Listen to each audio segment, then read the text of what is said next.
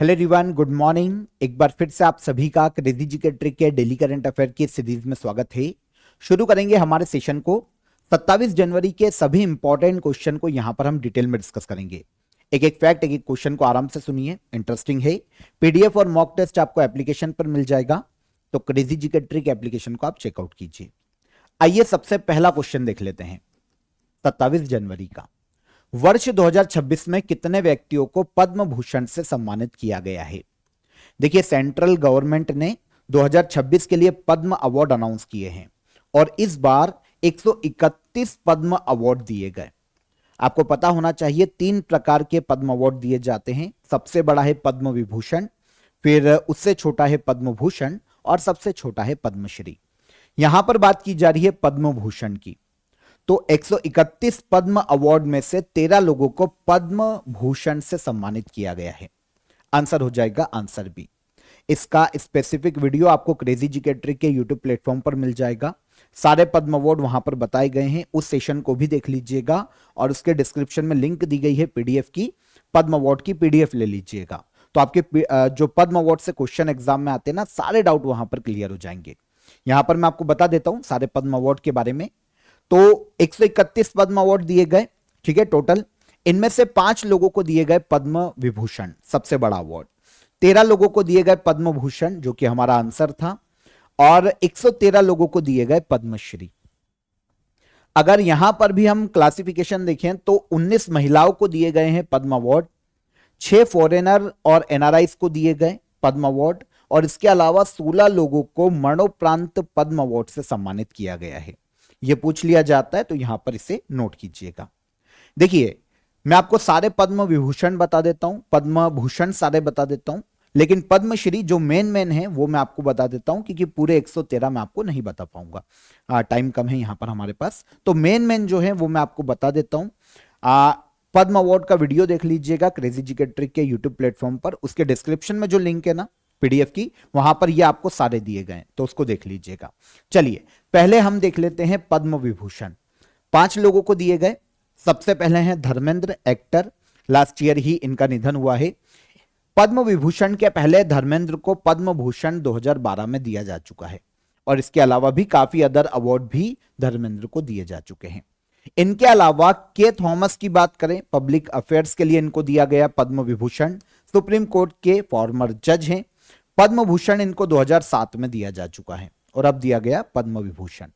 फिर आती है N Rajam, mother of singing violin के नाम से इनको पुकारा जाता है, वायलिन वादक के। इन्हें पद्मश्री 1984 में दिया जा चुका है, पद्म भूषण 2004 में दिया जा चुका है, अब दिया गया पद्म विभूषण। फिर हैं पी नारायणन, लिटरेचर और एजुकेशन के क्षेत्र में दिया गया पद्म विभूषण, ठीक है। और मरणोपरांत वी एस अच्युतानंद, इनको दिया गया है पद्म विभूषण। तो यह भी एक क्वेश्चन आ सकता है कि किसको मरणोपरांत दिया गया, तो वी एस अच्युतानंद को। 11th सीएम रह चुके हैं केरला के सीएम रह चुके हैं, ठीक है। तो अब दिया गया इनको पद्म विभूषण। तो ये 5 लोग हो गए जिनको दिया गया है पद्म विभूषण। फिर बात आती है पद्म भूषण की, तो शॉर्ट में बता देता हूं। अलका याग्निक, आपको पता है, सिंगर है। भगत सिंह कोश्यारी उत्तराखंड के फॉर्मर सीएम हैं और महाराष्ट्र के गवर्नर रह चुके हैं। एक K R Palaniswamy, orthopaedic surgeon है, इनको दिया गया। फिर ममूटी, ये मलयालम सुपरस्टार हैं, अपने जो दुलकर सलमान जो एक एक्टर हैं साउथ के, उनके पिता हैं। तो मलयालम स्टार ममूटी को दिया गया पद्म भूषण। डॉक्टर दत्तात्रेय नौरी, है ना, अगर दुलकर सलमान का नाम भी याद नहीं आ रहा है तो एक मूवी देखी होगी आपने सीतारमन नाम से, तो उनके एक्टर है और ये उनके पिता है ना। डॉक्टर दत्तात्रेय नौरी रेडिएशन ऑन्कोलॉजिस्ट रह चुके हैं, रहे हैं, तो इनको पद्म भूषण दिया गया। पीयूष पांडे, आपको पता है, एडवर्टाइजमेंट के लिए जाने जाते थे, मरणोपरांत इनको दिया गया पद्म भूषण। फिर है एस के एम मिलानंदन, शताब्दी आर गणेश, संस्कृत और कन्नड़ के महान विद्वान। शिबू सोरेन, झारखंड के पूर्व सीएम, इनका कुछ समय पहले ही निधन हुआ है, तो इनको भी मरणोपरांत दिया गया पद्म भूषण। इनके अलावा उदय कोटक, कोटक महिंद्रा बैंक के। वी के मल्होत्रा, बीजेपी के पॉलिटिशियन है, मरणोपरांत इनको मिला है। वेलापल्ली नटेशन, पब्लिक अफेयर्स के लिए इनको दिया गया पद्म भूषण, और विजय अमृतराज टेनिस खिलाड़ी, इन सभी को दिया गया पद्म भूषण। ठीक है, इनके अलावा अब हम बात करते हैं पद्मश्री। जो इंपॉर्टेंट है वो यहां पर मैं आपको बता देता हूं। कितने लोगों को दिया गया? 113 लोगों को। रोहित शर्मा पद्मश्री मिलाए, हरमनप्रीत कौर अभी हम वर्ल्ड कप जीत कर आए हैं, उनकी टीम की कप्तान है हमारी टीम की, तो पद्मश्री दिया गया। प्रवीण कुमार पैरा एथलीट है, टोक्यो ओलंपिक में सिल्वर मेडल लेकर आए थे हमारे लिए। इनके अलावा सविता पुनिया हॉकी की captain, Baldev Singh hockey coach हैं, भगवान दास रायकर बुंदेली मार्शल आर्ट के लिए जाने जाते हैं, और के पाजनीवेल तमिल मार्शल आर्ट के लिए जाने जाते हैं। व्लादिमीर मैस्तवीर मरणोपरांत इनको दिया गया, कुश्ती कोच हैं, और सतीश शाह ये एक्टर हैं, इनका कुछ समय पहले ही निधन हुआ है, तो इनको भी पद्मश्री से सम्मानित किया जा चुका है। इनके अलावा प्रोसेनजीत चटर्जी बंगाली सिनेमा के लिए जाने जाते हैं। सुश्री रंजनी और गायत्री ये कर्नाटक संगीत के लिए, इन्हें संयुक्त रूप से दिया गया है पद्मश्री। फिर तरुण भट्टाचार्य संतूर वादक, गरिमेला बालाकृष्णन प्रसाद भक्ति संगीत के लिए इनको पद्मश्री दिया गया, और विश्वा बंधु डोमकच लोक नृत्य के लिए इनको दिया गया है पद्मश्री। तो ये मेन जो अवार्ड दिए गए हैं उनके बारे में यहां पर मैंने आपको शॉर्ट में बताया है। आगे चलिए, पीडीएफ ले लेना, पीडीएफ में से एक बार पढ़ लेना, डिस्क्रिप्शन में एप्लीकेशन पे आपको पीडीएफ मिल जाएगी डेली करंट अफेयर की भी, तो वहां से आप डेली करंट अफेयर की पीडीएफ को ले लेना। सेकेंड क्वेश्चन, सर मार्क टली का हाल ही में निधन हो गया, ये किस क्षेत्र से संबंधित है? मार्क टली हाल ही में इनका निधन हो गया, ये बहुत ही फेमस पत्रकार थे, बीबीसी न्यूज के लिए इन्होंने काफी काम किया है मार्क टली ने, ठीक है ना। फॉर्मर जर्नलिस्ट हैं बीबीसी के, 90 वर्ष की आयु में हाल ही में इनका निधन हो गया। आपको पता है इन्हें वॉइस ऑफ इंडिया के नाम से जाना जाता था, क्योंकि काफी सारे हिस्टोरिकल मूवमेंट जो इंडिया में जो घटनाएं घटी है उनको कवर किया है इन्होंने बीबीसी के लिए इंडिया में। फॉर एग्जांपल 1975 में जो इमरजेंसी लगाई गई थी, इसके बाद ऑपरेशन ब्लू स्टार जो हुआ है 1984 में, आगे चलकर इंदिरा गांधी राजीव गांधी जी का जो असिसिनेशन हुआ था, उनकी जो हत्या की गई थी, उसको इन्होंने कवर किया था। 1991 में जो हमने हमारी इकोनॉमी को खोला था, जो हमने लिबरलाइजेशन की पॉलिसी शुरू की थी, उसको कवर किया। बाबरी मस्जिद विध्वंस को इन्होंने कवर किया। तो इस तरीके से काफी हिस्टोरिकल मूवमेंट थे जो कि कवर किए गए थे मार्क टली के द्वारा, बीबीसी के लिए काम करते थे। तो इनका निधन हो गया। 1935 में कोलकाता में इनका जन्म हुआ था, लेकिन इनके पास अभी जो सिटीजनशिप थी वो ब्रिटिश सिटीजनशिप इनके पास थी, मतलब ये ब्रिटेन के नागरिक थे वर्तमान में। बीबीसी यूके का ही एक बोल सकते हैं न्यूज चैनल जैसा होता है, मतलब पत्रकारिता का संस्थान है यूएसए यूनाइटेड किंगडम का, जिसकी स्थापना 1922 में की गई थी। ओके, तो बीसीसी में ही काम करते थे मार्क टली, जिनका हाल ही में निधन हो गया। कौन है? पत्रकार हैं। आगे चलें। हाँ, ऑफर ऑफ द डे में आप सभी के लिए रिपब्लिक डे की जो सेल है वो कंटिन्यू है, तो आप फायदा उठाइएगा रिपब्लिक डे की सेल का। आप सभी के लिए देखिए, जो ऐसे स्टूडेंट हैं जो कि सिविल सर्विसेज के एग्जाम की प्रिपरेशन कर रहे हैं, चाहे वो यूपीएससी हो, स्टेट में पीएससी के एग्जाम हो, उन सभी के लिए आप आरएम 2.0 हमारी बैच को ज्वाइन कर सकते हैं। आपके लिए यहां पर प्री प्लस मेंस दोनों के लिए आपको प्रिपरेशन देखने को मिल जाएगी। आंसर राइटिंग के साथ आपको यहां पर एआई टूल के साथ स्टडी करने में भी मदद मिलेगी। तो आप हमारे आरएम 2.0 बैच को ज्वाइन कर सकते हैं। स्पेशली सिविल सर्विसेज के एग्जाम के लिए काफी अफोर्डेबल प्राइस में अभी आपको मिल जाएगा। डिस्क्रिप्शन में लिंक है एप्लीकेशन की, वहां पर चेकआउट कीजिए और आप इसे डायरेक्ट ज्वाइन कीजिए। कोई भी आपको हर्डल आता है, कोई भी आपकी क्वेरी है, तो हेल्पलाइन नंबर पर आप कॉल कर सकते हैं। चलिए आगे बढ़ते हैं।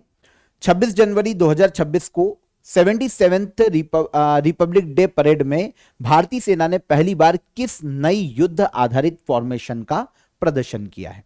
थोड़ा सा क्वेश्चन बड़ा है पर इंटरेस्टिंग है। अभी क्या हुआ है, जो 77th रिपब्लिक डे की परेड थी उसमें जो इंडियन आर्मी है ना, उसने पहली बार क्या किया है कि नई युद्ध आधारित फॉर्मेशन का प्रदर्शन किया, और इसको नाम दिया जाता है, ये जो प्रदर्शन है इसको नाम दिया जाता है फेज्ड बैटल अरे। सर समझ नहीं आया ये है क्या? देखो समझो, ये पहली बार ये घटना हुई है भारत में। एक्चुअल में हुआ क्या है कि कर्तव्य पथ पर आपको पता है हमारी सेना की एक परेड होती है, प्रदर्शनी होती है। अब इसमें क्या किया गया, इंडियन आर्मी के द्वारा पहली बार फेज्ड बैटल अरे का प्रदर्शन किया गया। ये एक रणभूमि में एक्चुअल वॉर की कंडीशन में हमारी आर्मी कैसे रिस्पॉन्ड करती है, कैसे रिस्पॉन्स करती है, हमारी आर्मी कैसे मतलब एक सर्कल बनाती है, अपने सैनिकों को किस क्रम में किस फेज में अरेंज करती है, टैंक कहाँ होते हैं, जो हमारे हथियार बंद होते हैं, ड्रोन कहाँ होते हैं, इस तरीके से पूरा जो एक्चुअल वॉर की कंडीशन है उसमें हमारी आर्मी कैसे काम करती है उसका एक प्रदर्शन यहां पर बताई गई है, जिसे कहा जाता है फेज्ड बैटल अरे, रणभूमि व्यू रचना। रियल वॉर जैसी स्थिति को ही दर्शाया जाता है इसमें कि भाई अगर रियल वॉर की कंडीशन होती है तो बैटल फील्ड में हमारी आर्मी कैसे रिस्पॉन्ड करती है, इसके बारे में बताया गया है। पहले क्या होता था जो मशीन ट्रॉप्स होते थे, जो हथियार होते थे, जो हमारे टैंक होते थे, जो हमारी मिसाइल्स होती थी, वो अलग अलग चलते थे, बहुत अलग अलग चल रहे हैं, अलग अलग प्रदर्शनी होती है। लेकिन इस बार नई फॉर्मेशन में आर्मी उसी ऑर्डर में आगे बढ़ती है जैसे वो एक्चुअल वॉर की कंडीशन में आगे बढ़ती है ना। तो इसमें क्या होता है, सैनिक ट्रेडिशनल यूनिफॉर्म की जगह जो बैटल गियर होता है उनका, जो बैटल में वो यूनिफॉर्म यूज करते हैं, जो भी उनके पास इक्विपमेंट होते हैं, उन सभी के साथ यहां पर प्रदर्शनी करते हैं।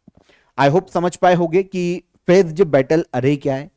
पहली बार ही इसका प्रदर्शन किया गया है कि हमारी आर्मी जो है ना एक्चुअल बैटल फील्ड में कैसे आगे बढ़ती है, कैसे काम करती है, कैसे युद्ध लड़ती है। देखिए क्या होता है, 3 फेज यहां पर बनाए जाते हैं, इसके 3 फेज होते हैं जैसा सीक्वेंस होता है। सबसे आगे होती है इंटेलिजेंस। इंटेलिजेंस में हाई मोबिलिटी जो भी व्हीकल्स हैं उनको रखा जाता है, ड्रोन्स जो होते हैं वो रखा जाता है, जैसा कि मैंने आपको बताया।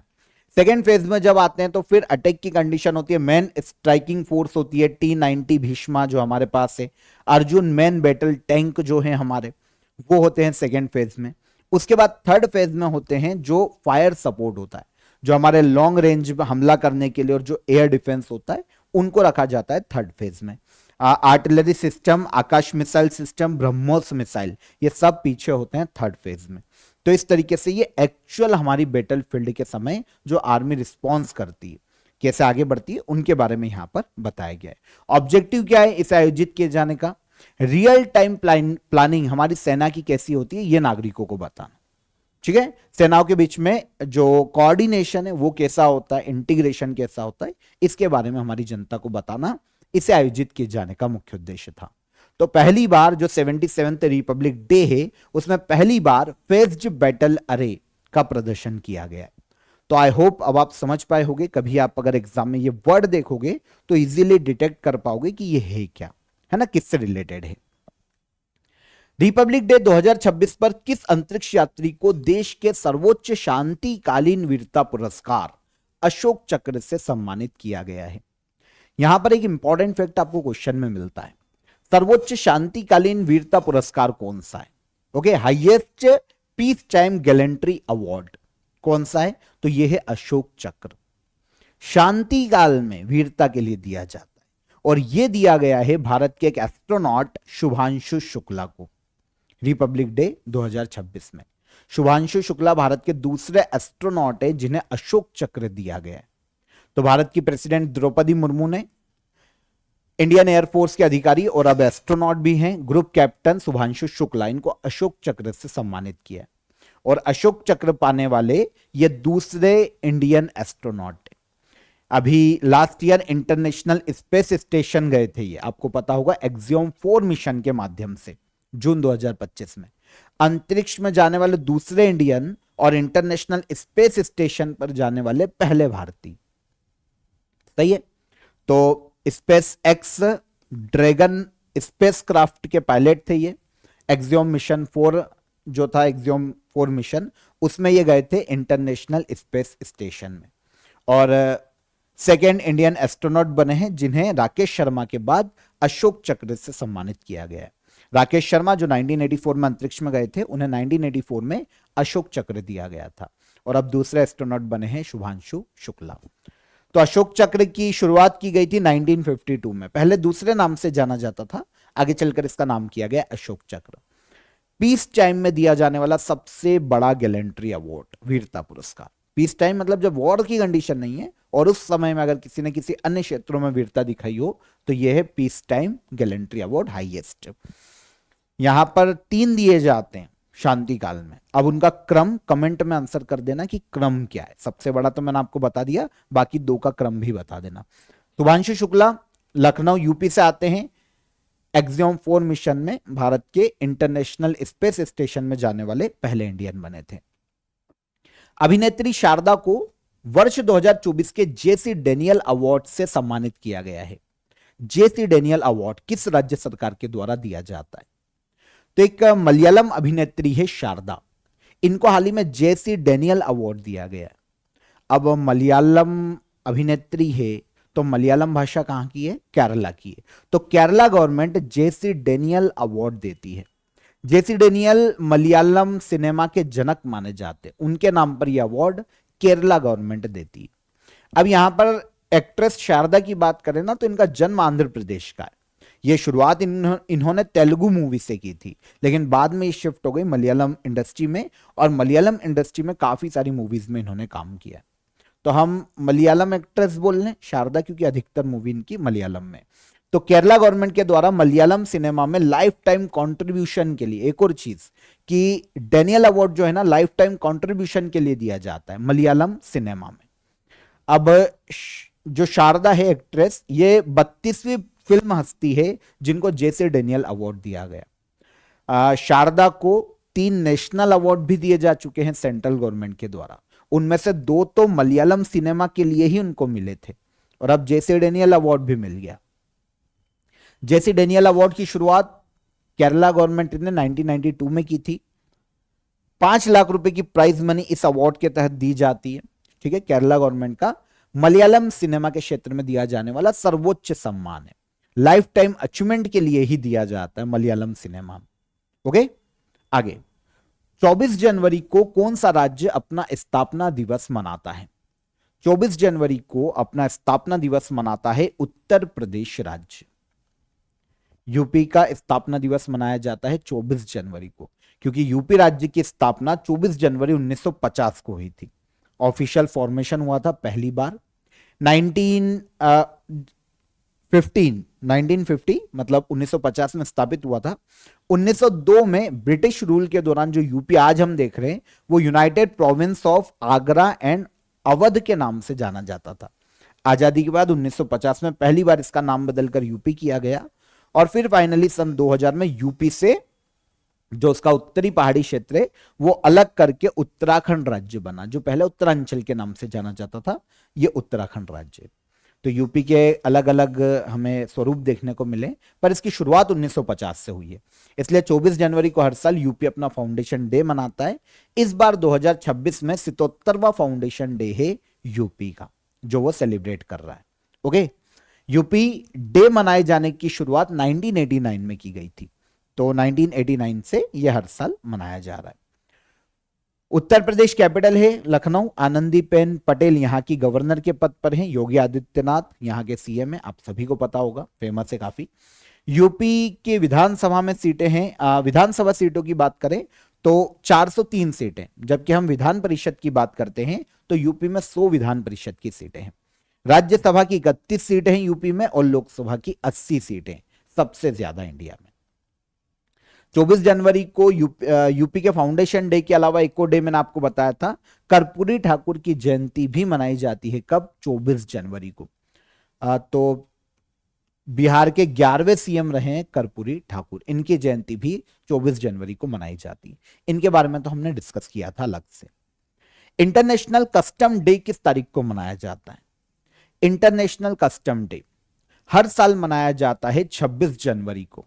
यहां पर क्या होता है, 26 जनवरी को कभी क्वेश्चन ऐसा भी आ सकता है कि जिस दिन हम रिपब्लिक डे मनाते हैं उस दिन और कौन सा डे मनाया जाता है, तो यहां पर कंफ्यूज मत होइएगा। 26 जनवरी को इंटरनेशनल कस्टम डे भी मनाया जाता है। ओके, जो पूरे वर्ल्ड में कस्टम अथॉरिटीज हैं, जो कस्टम एजेंसीज है, उनके सम्मान में उनकी जो भूमिका है इंपोर्ट एक्सपोर्ट को टैकल करने के लिए, और उसको बहुत ही फेयर तरीके से, मतलब पारदर्शिता के साथ पूरे वर्ल्ड में इंपोर्ट एक्सपोर्ट को कंडक्ट कराने के लिए कस्टम अथॉरिटीज की जो जिम्मेदारी है, जो एजेंसीज जो काम करती है, उनको सम्मान दिए जाने के लिए इंटरनेशनल कस्टम डे मनाया जाता है। तो इसकी शुरुआत वैसे वर्ल्ड कस्टम ऑर्गेनाइजेशन के सदस्य देशों के द्वारा की गई थी, तो इन्हीं के द्वारा ये डे भी मनाया जाता है। 2026 में customs protecting society through vigilance and commitment, ये थीम रखी गई है इंटरनेशनल कस्टम डे की।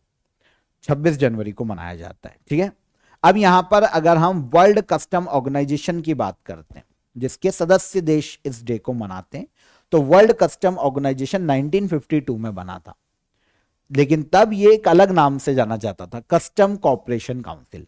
आगे चलकर 1994 में इसका नाम बदलकर वर्ल्ड कस्टम ऑर्गेनाइजेशन किया गया। पूरे वर्ल्ड में जो कस्टम ऑर्गेनाइजेशन है उनको एकजुट करने के लिए, जो कस्टम एजेंसी से उनको एकजुट करना और उनके अधिकारों के लिए काम करना वर्ल्ड कस्टम ऑर्गेनाइजेशन का मुख्य कार्य है। हेडक्वार्टर बेल्जियम के ब्रुसेल्स में देखने को मिलता है और 183 कंट्रीज प्लस इसकी वर्तमान में मेंबर है। स्थापना 1952 में मानी जाती है। चर्चा में रही तमसा नदी का उद्गम किस राज्य से है? तमसा नदी को टोन्स रिवर के नाम से भी जाना जाता है। यह ट्रिब्यूटरी है गंगा नदी के डायरेक्टली, और टोन्स नदी अभी सुर्खियों में इसलिए है क्योंकि भारत के पीएम ने मन की बात कार्यक्रम में तमसा नदी की बात की थी, और इसके अलावा इसके लिए जो पुनरुद्धार के लिए जो काम किए जा रहे, इसे पुनर्जीवित करने के लिए जो काम किए जा रहे, उसकी भी सराहना की थी। इसलिए यहां पर तमसा नदी अभी काफी सुर्खियों में है। एक्चुअल अगर उद्गम देखते हैं हम तमसा नदी का, पहली चीज तो किसकी ट्रिब्यूटरी है, तो गंगा की सहायक है, और उद्गम किस राज्य से है, तो उद्गम होता है मध्य प्रदेश से। अब कंफ्यूजन यही होता है, क्या होता है ना कि गंगा की बेल्ट के जो राज्य ना वो ऑप्शन में आ जाते हैं, बिहार, यूपी, उत्तराखंड, तो फिर बच्चा जज नहीं कर पाता है कि तमसा का उद्गम मध्य प्रदेश से होता है, क्योंकि ये ट्रिब्यूटरी तो गंगा की, उद्गम एमपी से। यहां पर एक मैप में आपको बताता हूं एमपी का, एमपी की मेन मेन नदियों के बारे में यहां पर आपको देखने को मिलेगा। हो सकता है वर्ड थोड़े छोटे दिखे तो दिखाई ना दे, पर मैं आपको बोल देता हूं, एक बार पीडीएफ में देखोगे तो समझ में आ जाएगा। चंबल नदी, माही, काली सिंध, पार्वती, सिंध नदी, बेतवा, शिप्रा नदी, ताप्ती, शिप्रा के तट पर महाकालेश्वर है उज्जैन में, शिप्रा नदी, ताप्ती नदी, बैनगंगा, नर्मदा एमपी की सबसे बड़ी नदी है जो बीच में आप देख रहे हैं, है ना, पूर्व से पश्चिम की ओर बहती है, अमरकंटक से निकलती है। इसके अलावा कैन नदी, टोन्स नदी जिसकी हम बात करें, तमसा, ये सब मध्य प्रदेश से निकलती है। अगर आप टोन से देख रहे हो ना तो ये टोन से, है ना, मध्य प्रदेश के सतना जिले से निकलती है और उत्तर पूर्व की तरफ बहती है, और एमपी के बाद यूपी तरफ जाती है, यूपी के सिरसा में गंगा नदी से मिल जाती है। तो भारत के पीएम नरेंद्र मोदी ने जो 130वां एपिसोड था इनकी मन की बात कार्यक्रम का, उसमें तमसा नदी के जो पुनर्जीवित करने के लिए जो प्रयास किए जा रहे हैं, उसके रिनोवेशन के लिए जो काम किए जा रहे हैं, उसकी सराहना की थी, और स्पेशली आजमगढ़ के लोगों की पर यहां पर उन्होंने काफी ज्यादा ट्रस्ट दिखाया था। आजमगढ़ यूपी में आता है। इसके लोगों के जो एफर्ट है इस नदी को साफ रखने के लिए, उनकी सराहना की थी। तो टोन्स नदी की यहां पर हम बात कर लेते हैं। मध्य प्रदेश के सतना जिले में एक तमसा कुंड देखने को मिलता है, सतना जिले में मेहर के पास तमसा कुंड, वहीं से तमसा नदी या टोन्स नदी का उद्गम होता है। मध्य प्रदेश और यूपी में बहती है। लेंथ इसकी 265 किलोमीटर ऑलमोस्ट देखने को मिलती है, 265 किलोमीटर के आसपास। एमपी में एमपी के बाद यूपी जाती है, यूपी के प्रयागराज के पास सिरसा नाम के स्थान पर गंगा से मिलती है। मध्य प्रदेश में सतना, मेहर, रीवा ऐसे क्षेत्रों में बहती है। मेहर सतना जिला है, रीवा जिला है, इनमें बहती है। उत्तर प्रदेश में प्रयागराज, अंबेडकर नगर, आजमगढ़, मऊ और बलिया इन क्षेत्रों में बहती है। ठीक है, इसकी ट्रिब्यूटरी में बेलन नदी, बीहड़ नदी, महाना नदी, ये सभी सहायक है टोन्स की। इसकी जो सहायक बीहड़ है ना, इस पर मध्य प्रदेश के रीवा में चचाई वाटरफॉल काफी फेमस है। तो ये टोन्स नदी है, उद्गम मध्य प्रदेश से होता है, लेकिन किसकी सहायक है? गंगा की। एशिया का सबसे बड़ा नागरिक उड्डयन कार्यक्रम विंग्स इंडिया 2026 कहां आयोजित किया जाएगा? एशिया का सबसे बड़ा सिविल एविएशन इवेंट जिसका नाम है विंग्स इंडिया 2026, इसका आयोजन किया जाएगा तेलंगाना के हैदराबाद में। हैदराबाद में तेलंगाना में एक एयरपोर्ट देखने को मिलता है जिसका नाम है बेगमपेट एयरपोर्ट। यह पूछा जा सकता है, ध्यान रखना। बेगमपेट एयरपोर्ट हैदराबाद हवाई अड्डा है। यहां पर सिविल एविएशन प्रोग्राम जो कि एशिया का सबसे बड़ा होगा, विंग्स इंडिया 2026, 28 से लेकर 31 जनवरी तक आयोजित किया जाएगा, है ना। Inauguration union civil aviation minister है राम मोहन नायडू किंजारप्पू, इनके द्वारा किया जाने वाला है, ऑर्गेनाइज करवा रहा है मिनिस्ट्री ऑफ सिविल एविएशन और फिक्की। ये दोनों मिलकर सम्मेलन का आयोजन करवाने वाले। सम्मेलन की थीम नहीं पूछी जाती है, यहां पर मैंने मेंशन कर दी है, पॉज करके देख लेना, पर ये थीम नहीं पूछी जाती, सम्मेलन की नहीं पूछी जाती है, डे की पूछी जाती है, तो डे की याद रखा करो। समझ में आ गया। एशिया का सबसे बड़ा सिविल एविएशन प्रोग्राम कौन सा है? Wings India 2026। आयोजन कहां? हैदराबाद। अगर एयरपोर्ट पूछे तो फिर कौन सा हो जाएगा? बेगमपेट एयरपोर्ट हैदराबाद में। अच्छा, आयोजन का उद्देश्य क्या है? इंडिया को एक ग्लोबल एविएशन हब के रूप में दुनिया को बताना कि इंडिया एक ग्लोबल एविएशन हब है। खासकर इंडिया की जो ग्लोबल एविएशन में कनेक्टिविटी है, मैन्युफैक्चरिंग है, इनोवेशन है, सस्टेनेबिलिटी है, इसके बारे में वर्ल्ड को बताना। इस सम्मेलन को आयोजित किए जाने का मुख्य उद्देश्य है। 20 से ज्यादा देशों के जो डेलीगेट्स है वो यहां पर पार्टिसिपेट करेंगे कार्यक्रम। तो एक मिनिस्ट्री ऑफ सिविल एविएशन और दूसरा फिक्की, जिसे federation of Indian chambers of commerce and industries के नाम से जाना जाता है, ये दोनों संस्थाएं मिलकर इसका आयोजन करवा रही है। फिक्की भारत में जो इंडस्ट्रीज है उनके और गवर्नमेंट के बीच में एक पुल के रूप में काम करती है ना। इंडस्ट्रीज के हितों के लिए काम करने वाली नॉन गवर्नमेंटल ट्रेड ऑर्गेनाइजेशन है। स्थापना 1927 में हुई थी फिक्की की। नई दिल्ली में हेडक्वार्टर है और फिक्की की अध्यक्ष ज्योति विज वर्तमान में। आगे चलिए, लास्ट क्वेश्चन। विश्व आर्थिक मंच द्वारा घोषित नए चौथी औद्योगिक क्रांति 4.0 केंद्रों में से भारत का नया केंद्र किस राज्य में स्थापित किया जाएगा?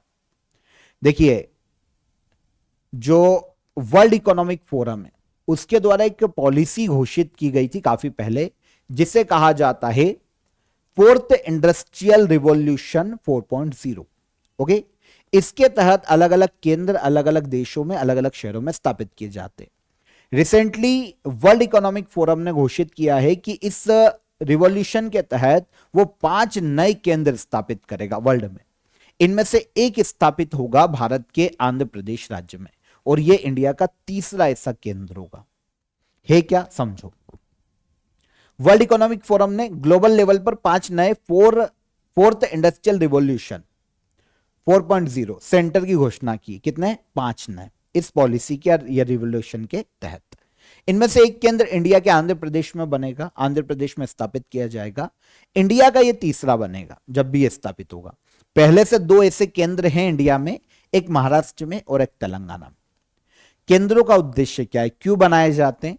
तो robotics, AI, quantum technology, quantum computer, ऐसी उभरती हुई जो टेक्नोलॉजी है उसमें पॉलिसी मेकिंग, परीक्षण और किसी भी प्रकार के सस्टेनेबल डेवलपमेंट को बढ़ावा देना, इस केंद्रों को आयोजित किए जाने का उद्देश्य। एआई को बढ़ावा दिया जा सके, क्वांटम टेक्नोलॉजी, कंप्यूटर की उभरती हुई जो टेक्नोलॉजी उसको बढ़ावा दिया जा सके, उसकी पॉलिसी मेकिंग के लिए एक अच्छा प्लेस तैयार किया जा सके, एक अच्छा फेयर तरीके से ट्रांसपेरेंसी के साथ पॉलिसी मेकिंग की जा सके, इसको बढ़ावा देना केंद्रों को स्थापित किए जाने का मुख्य उद्देश्य है। अब यह जो इनिशिएटिव है ना, भारत को ग्लोबल टेक्नोलॉजी और इनोवेशन हब बनाने में भी मदद करेगी। ठीक है सर, सब समझ में आ गया, लेकिन फोर्थ इंडस्ट्रियल रिवॉल्यूशन सेंटर ये समझ नहीं आया कि एक्चुअल में है क्या, या इसका मतलब क्या होता है। देखिए, पहले के जो 3 इंडस्ट्रियल रिवॉल्यूशन हुए ना, उसमें एक्चुअल में क्या चीज थी, किन चीजों का विकास हुआ अगर हम देखें। देखिए, अभी का जो दौर है ना, जो इंफॉर्मेशन है, डिजिटलाइजेशन है ना, डिजिटलाइजेशन, फिजिकल और बायोलॉजिकल टेक्नोलॉजी आपस में मिलकर अभी काम कर रही है, ये वर्तमान का आधुनिक युग है। लेकिन जो पहले 3 इंडस्ट्रियल रिवॉल्यूशन हुए थे, फर्स्ट, सेकेंड और थर्ड, उसमें मशीन आई, ठीक है, कंप्यूटर आए, इंटरनेट आए, लेकिन अब उसके बाद अब जो आया है फोर्थ इंडस्ट्रियल रिवॉल्यूशन में, वो है एआई, है ना। जब मशीन खुद सोच सकती है, खुद सीखती है, खुद आपसे बात करती है, तो एक नया रिवॉल्यूशन है, ये फोर्थ इंडस्ट्रियल रिवॉल्यूशन है 4.0। इसी के तहत केंद्र स्थापित किए जा रहे हैं। महत्व क्या है इन केंद्रों का? इकोनॉमिक डेवलपमेंट बढ़ेगा, इसके अलावा पोटेंशियल फॉर इंक्लूसिव ग्रोथ, सभी को एक साथ मिलकर ग्रोथ करने में मदद मिलेगी, है ना, और इन्वायरमेंटल सस्टेनेबिलिटी। अब जो टेक्नोलॉजी है उनका यूज करके जीरो कार्बन एमिशन जैसे लक्ष्य भी प्राप्त किए जा सकते। तो ये all over fourth industrial revolution है 4.0। इसके लिए अलग अलग राज्यों में केंद्र स्थापित किए जाते हैं वर्ल्ड इकोनॉमिक फोरम के द्वारा। इनमें से एक बनेगा, अभी 5 अनाउंस किए गए हैं, एक बनेगा आंध्र प्रदेश में। पहले से 2 हैं इंडिया में, महाराष्ट्र और तेलंगाना, अब तीसरा बनेगा आंध्र प्रदेश में। वर्ल्ड इकोनॉमिक फोरम, ये वर्ल्ड में इकोनॉमिक डेवलपमेंट के लिए काम करने वाला एक अंतरराष्ट्रीय संस्था है, जो कि वर्ल्ड के लीडर्स को, जो पॉलिसी मेकर्स होते हैं, जो अलग अलग रिसर्चर्स होते हैं, है ना, जो वर्ल्ड के ग्लोबल इंस्टीट्यूशन के नेता होते हैं, उनको एक मंच देता है इकोनॉमिक डेवलपमेंट के लिए। वर्ल्ड इकोनॉमिक फोरम 1971 में स्थापना हुई थी और स्विट्जरलैंड के जिनेवा में वर्ल्ड इकोनॉमिक फोरम का हेडक्वार्टर है। इजी, यहां पर 27 जनवरी के हमारे सभी करंट अफेयर हो गए। अब हम आते हैं लास्ट डे के करंट अफेयर को रिवाइज कर लेते हैं। देखिए, भारत के 77वें रिपब्लिक डे समारोह में चीफ गेस्ट कौन थे? उर्सुला वॉन डेर लेयन और एंटोनियो कोस्टा। रिसर्च स्कॉलर्स के लिए अटल विचल अग्रगामी स्कीम की घोषणा किस राज्य ने की है? तो यह की है किसने? असम सरकार ने। भारत में राष्ट्रीय मतदाता दिवस कब मनाया जाता है? यह मनाया जाता है राष्ट्रीय मतदाता दिवस 25 जनवरी को। प्रधानमंत्री नरेंद्र मोदी ने कर्पूरी ठाकुर की जयंती पर उन्हें श्रद्धांजलि दी है। उन्हें किस वर्ष मरणोपरांत भारत रत्न से सम्मानित किया गया? तो कर्पूरी ठाकुर को भारत रत्न 2024 में दिया गया था। राष्ट्रपति का पुलिस कलर अवार्ड 2026 से किस राज्य की पुलिस को सम्मानित किया गया? तो यह हो जाती है सिक्किम पुलिस। चर्चा में रहे विंटर स्टॉर्म फर्न ने किस देश को प्रभावित किया? तो यह है यूएसए। इसके बाद हमारा क्वेश्चन था उत्तर प्रदेश का पहला zero fresh waste dump city कौन सा शहर बना है? तो यह है कौन? लखनऊ। पढ़ा था हमने लास्ट सेशन में। इसके बाद ईसीआई नेट डिजिटल प्लेटफॉर्म को किस संस्था के द्वारा लॉन्च किया गया है? तो इससे लॉन्च किया गया इलेक्शन कमीशन ऑफ इंडिया के द्वारा। सैन्य क्वांटम मिशन पॉलिसी फ्रेमवर्क किसके द्वारा लॉन्च किया गया? यह सीडीएस जनरल अनिल चौहान ने लॉन्च किया था। फिर भारत की पहली एकीकृत निजी उपग्रह विनिर्माण इकाई कहां शुरू की गई है? तो इसे शुरू किया गया गुजरात के साणंद में। तो ये सारे करंट अफेयर कल के सेशन के रिवाइज हो गए हमारे। क्वेश्चन ऑफ द डे का आंसर ले लें। क्या था हमारा क्वेश्चन पहला? COP30 समिट, इसका आयोजन किया गया था 2025 में ब्राजील के बेलम शहर में। डेविस कप का खिताब जीता था 2025 में इटली ने, और भारत ने पहला blind women T20 world cup final में नेपाल को हराकर जीता था। ये तीनों क्वेश्चन के आंसर। अब आज के question of the day. Denmark की कैपिटल क्या है? पहला क्वेश्चन। सेकंड, भारतीय खेल प्राधिकरण, जिसे स्पोर्ट्स अथॉरिटी ऑफ इंडिया के नाम से जाना जाता है, इसकी स्थापना कब हुई थी? और मुदुमलाई टाइगर रिजर्व किस राज्य में स्थित है? तो ये तीनों क्वेश्चन है हमारे। कमेंट में आंसर कीजिएगा। सेशन पसंद आया हो तो लाइक और शेयर कर दीजिएगा। एप्लीकेशन को चेकआउट कीजिए। एप्लीकेशन पर आपको पीडीएफ मिल जाएगी, मॉक टेस्ट मिल जाएगा डेली करंट अफेयर का। ओके, तो वहां से आप इसे पढ़ लीजिएगा। कल फिर मुलाकात करेंगे नेक्स्ट डे के करंट अफेयर में। तब तक अपना ख्याल रखिए। जय हिंद, जय भारत।